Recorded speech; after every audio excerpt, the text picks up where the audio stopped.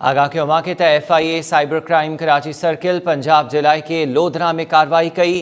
FIA Aamir Liaquat Hussain जी 3 ज़ाल दानिया शाह के गिरफ्तार करे वरतो है। खबर अवां के ॾियूं पिया। FIA cyber crime Karachi circle Punjab जिला के लोधरा में कार्रवाई कई है।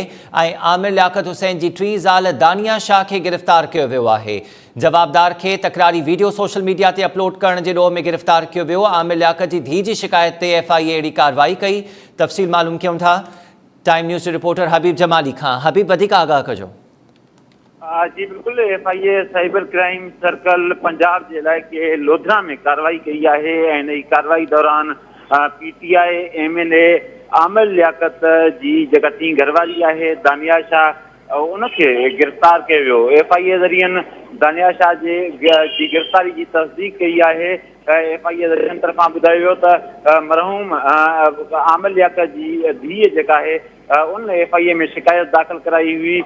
दानिया शाह आमिर लियाकत जूं गैर अखलाक़ी जेकी वीडियोज़ आहिनि उहे सोशल मीडिया ते अपलोड कयूं हुयूं। उन खिलाफ़ जेको आहे आमिर लियाकत जी थी FIA में शिकायत दाख़िल कराई हुई। उन ॾोह में जेको आहे उन केस में FIA साइबर क्राइम लोधरा में कार्रवाई कई है ऐं दानिया शाह के जेको आहे गिरफ्तार किया वियो। दानिया शाह के कानूनी घुर्जूं पूरियूं करण खां पोइ जेको आहे कराची मुंतक़िल कयो वेंदो। राहत वारी रिमांड खां पोइ जेको आहे दानिया शाह के कराची आंदो वेंदो।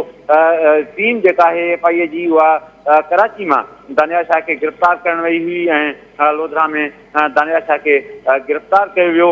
मां खे ॿुधाईंदो हलां त PTI MLA आमिर लियाकत जेको आहे उनजो घर मां ई लाश मिलियो हो ऐं उनजे वारसनि जेको आहे तरफ़ां इहो इल्ज़ाम हयो वियो त आमिर लियाकत जी जेकी वीडियोज़ आहिनि गैर अखलाक़ी जेकी वीडियोज़ आहिनि उहे सोशल मीडिया ते अपलोड थी हुयूं। उन खां पोइ जेको आहे उनजो आमिर लियाकत खे सदमो रसियो हो। आमिर लियाकत जी धी जेका आहे उन FIA साइबर क्राइम में हबीब मेहरबानी तफ़सील ॾियण जे लाइ।